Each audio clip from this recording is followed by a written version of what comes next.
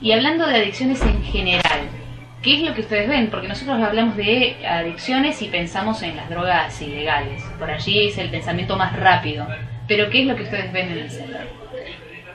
Nosotros dentro de lo que es rehabilitación vemos como drogas líderes en comunidades como Marcos Juárez, Belville, San Marcos, o sea, comunidades que no superan los 100.000 habitantes. Vemos como drogas líderes marihuana y cocaína, o sea, casos por consumo de pegamento, la aparición muy esporádica de pacos o psicofármacos. Está todavía un poco lejos de lo que nos toca hoy vivir en lo diario. Si uno después viaja un poquito más, sí se va a encontrar con esas drogas. En instituciones de capitales, como San Juan, Córdoba Capital, Rosario, Buenos Aires, sí se va a encontrar con esas drogas un poco más, yo digo, más conocidas socialmente, pues son las que nos habla la tele. La tele muestra Paco todo el tiempo, nos muestra las drogas muy duras y las que generan más daño social, porque son las que más vinculadas están tal vez a delincuencia, delitos, cuando muestran todo este morbo aparecen estas drogas. Pero nosotros, dentro de lo que es rehabilitación, marihuana y cocaína son las dos consultas más grandes. Y detrás de esto viene alcohol, que yo diría que hoy es el problema más importante. Nosotros hablamos de prevención y de conocimiento de lo que pasa socialmente. Yo creo que la droga más importante hoy es el alcohol. Bien, ahí me quiero parar ahí, porque de alguna manera la conciencia colectiva siempre es lo que decimos recién, pensamos en las drogas ilegales, lo que acabas de mencionar, y a veces, muchas veces, nos olvidamos de lo que sucede con el alcohol, que es algo legal para ciertas edades, pero del cual también se está haciendo abuso, se ve habitualmente eso. Sí, está buena la palabra abuso. Cuando se clasifica el consumo de drogas, o para poder determinar en qué momento de consumo se encuentra una persona, uno habla de uso, abuso y dependencia. Estas drogas legales, por ser legales, permiten el uso social. Alcohol y medicamentos. Siempre vamos a hablar de alcohol, podemos hablar de medicamentos. Hay una ley que regula este expendio de alcohol, la cual socialmente hemos degradado unos 4 o 5 años. Hoy un chico empieza a consumir alcohol 11, 12, 13 años. Entonces socialmente hemos aceptado que esta ley degrade 5 años. ¿Qué pasa con esto? Cuando esta ley no está aplicada socialmente, por A o por B, o sea, después discutiremos si la culpa es del que la vende, del padre, del chico, de la policía o nuestra, no sé. Cuando esta ley permite que la sociedad la degrade 3, 4, 5 años, el consumo de alcohol pasa a ser socialmente aceptado entre el adolescente. Cuando pasa a ser socialmente aceptado contra el adolescente, no vamos a tener dentro de esa gama grupal quien cuestione el consumo. ¿Sí? O sea, son muy pocos los adolescentes que van a pararse delante de un grupo y poder postular la idea de que se está abusando de ese alcohol. Como está totalmente aceptado, de uso a abuso hay una línea muy delgada que obviamente a las 3 de la mañana un sábado nadie la ve, entonces se abusa. En el abuso de 4 o 5 años de alcohol, obviamente un gran porcentaje de esos adolescentes entre los 18 y los 19 años hoy generan dependencia. Y me pasa a encontrarme en algunos talleres o charlas de capacitación decir, bueno, pero ¿cómo medimos esa dependencia? Yo creo que nuestro consumo de alcohol desde hace unos 20 años ha mutado, ha pasado de ser un consumo de alcohol sudamericano o americano a pasar a ser un consumo de alcohol totalmente anglosajón, o sea, europeo. ¿Cómo funciona esto? Se consume más alcohol en menos tiempo.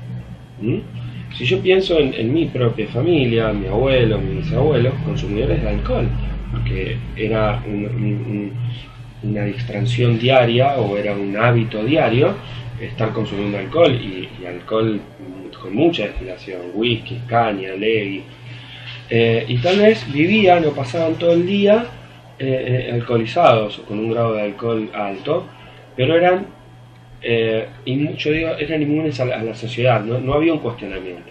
Yo no recuerdo a mi abuela plantarse en la puerta de mi casa y decir, no, acá no se toma más alcohol. Estaba todo bien y hasta yo lo veía bien. Entonces se consumía mucho alcohol, pero en las 14, 15, 16, 17 horas de trabajo que tenía aquel día de estas personas. Cuando esto empieza a mutar, cuando nosotros empezamos a adoptar esta otra forma de consumo y empezamos a permitir que el alcohol se venda en menos tiempo y las publicidades nos explicaron que la diversión iba ligada al alcohol, que el entretenimiento iba de la mano con el alcohol.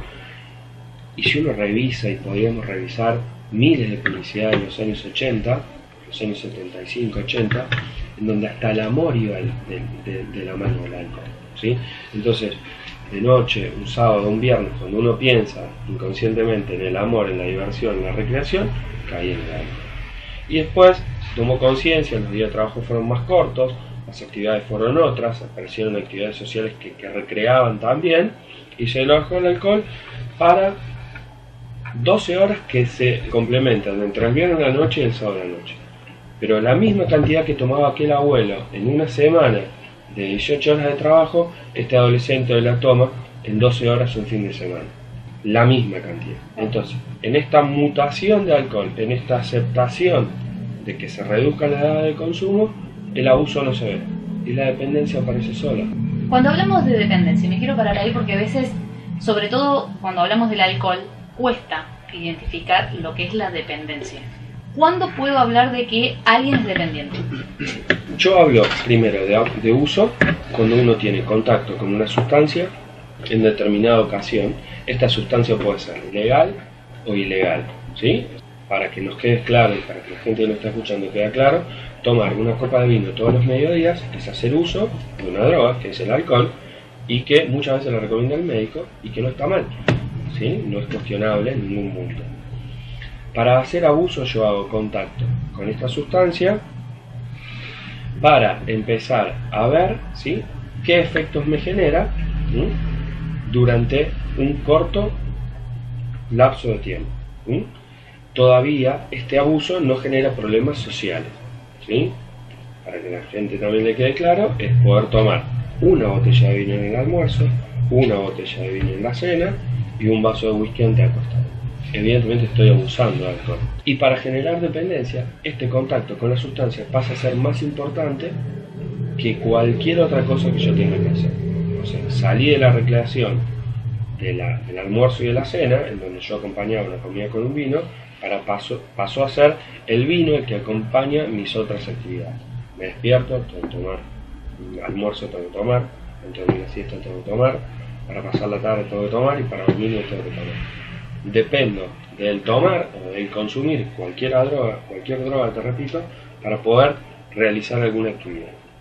Eso es depender de una sustancia. Obviamente aparecen los problemas sociales, los problemas psicológicos, los problemas físicos. Quiero retomar un poco tu participación dentro del Luminé para que me cuentes, mirando hacia atrás, una situación que te haya, como de alguna, no sé si marcado, pero que te haya generado un asombro o algo que digo, bueno, esto lo tengo que contar. Yo creo que habría un montón de anécdotas, pero yo siempre comparto una que tiene que ver con lo que hoy la sociedad cree, con lo que hoy la sociedad, de lo cual hoy la sociedad habla. Nuestro primer concurrente, pongámosle José, llegó a Luminé a la semana en que habíamos abierto. Hoy se graduó con nosotros y hoy está con nosotros. O sea, tuvimos esa suerte de que este primer chico haga bien su tratamiento. Él llegó solo, diciendo que necesitaba ayuda, que la droga le estaba haciendo mal, que había perdido a sus 2 hijos y que, bueno, su papá, su mamá lo habían echado a la casa, que estaba sin trabajo, que no había mucha salida. Bueno, citamos a los padres un poco confiando, otro poco desconfiando, o sea, no solo de la voluntad de Pepe, sino también de cómo podemos funcionar con nosotros como equipo. Era el primer concurrente y bueno, aclararle que estábamos preparados y que teníamos ganas también fue todo un proceso. Lo interesante de Pepe es que empezó a ir todos los días, estábamos los dos solos en la casa, obviamente no había otros concurrentes, no había otros profesionales, y como pasado ya 3 semanas, él me decía que estaba bien, pero yo notaba que venía y que tenía los ojos un poco rojos, ¿sí? El consumo de marihuana, como es un vasodilatador, genera un enrojecimiento en los ojos. Y bueno, yo lo confronto, le digo, mirá, yo tengo este prejuicio, yo no quiero que vos lo tomes a mal, pero me parece que si estás consumiendo, estás teniendo recaída, me parece que deberíamos empezar a trabajar ahora en esto. No, dice yo, hace 15 días que no me drogo, dice, pero mirá, yo intenté indagar un poco más y digo, yo estoy 100% seguro de que consumís con marihuana. Ah, sí, dice, marihuana todos los días, pero no me drogo más. Entonces yo digo, ¿qué pasa acá o qué parte nos perdimos? Y bueno, una charla, 2 charlas con él, empezó a explicarme que su problema era la cocaína, que la droga era la cocaína, que la marihuana a él no le hacía nada, que la marihuana la consumían todos, que la marihuana era una droga recreativa, social, que no generaba adicción, que no producía muerte, porque es un poco lo que pretende, ¿no? ¿no? O sea, es así, sí. Y bueno, obviamente nosotros un revuelo muy grande en empezar a preparar grupos, en empezar a preparar material para que él pueda en la teoría ver que esto no era así, pero qué hacíamos en la práctica para quitar esta marihuana de lo diario. Entonces él atribuía que el consumo de marihuana tenía que ver con que él era una persona muy violenta. Pepe mide 2 metros y algo, pesa 140 kilos, es gigante. Y nosotros también pensábamos, digo, si realmente psicológicamente actúa de esta manera y la cortamos y es violento, bueno, o sea, nos tumba la casa en 2 días. Y bueno, entonces me fui a la casa, no sé si bien o mal terapéuticamente, limpié su habitación, empecé a sacar todo lo que tenía que ver con marihuana, con toda esta cultura reggae y demás. Y cuando indagamos un poquito más, él me dijo, yo Mariano consumo un cigarrillo de marihuana a las 7 de la mañana y eso me mantiene tranquilo todo el día. Entonces es ahí cuando yo me di cuenta de que esto era una parte psicológica y que no tenía que ver con la tranquilidad de la marihuana, ¿sí? Entonces yo le empecé a explicar o intenté indagar si él tenía idea de cuánto duraba el efecto de la marihuana. El efecto de la marihuana en un cuerpo dura 5 a 7 minutos. El resto es un mito social. Es si yo me quedé escuchando tal música o si yo lo hice para estar con quién. Es psicológico lo que me pasa después. Es la embriaguez psicológica. No tiene nada que ver con el efecto neto de la marihuana. ¿Con qué nos encontramos? Con que Pepe era una persona súper tranquila y le generaba violencia no tener esa marihuana. Entonces él descubrió que es un síntoma de abstinencia con la marihuana, era el nerviosismo y la violencia, la exaltación de no tenerla. Entonces, cuando él cortó con ese cigarrillo de marihuana, más bueno que el agua, y le costó muchísimo entender que también era una droga que le generaba abstinencia y que todo el entorno o la relación que tenía que ver con esa sustancia era psicológica netamente. No tenía nada que ver con lo que le generaba. Qué difícil, me imagino ver eso. Fue dificilísimo para él, pero a la vez fue una experiencia increíble para nosotros. Poder que una persona, nuestro primer concurrente, estando solo, habiéndole abocado tanto tiempo, fue bueno para nosotros poder ver cómo un gran consumidor de marihuana, porque tenía 10 años de consumo de marihuana, haya podido aceptar y rever todo lo que socialmente se le había impuesto. ¿Por qué esta anécdota? Porque él fue una víctima social de mitos, de publicidades, de oferta, de consumo, y fue una víctima de eso. O sea, él compró lo que le vendieron socialmente y compró que esta droga no era adicción, que no era negativa, que no le generaba abstinencia, y al contrario, que lo relajaba, que él era violento y que esto lo relajaba, cuando sucedía al revés.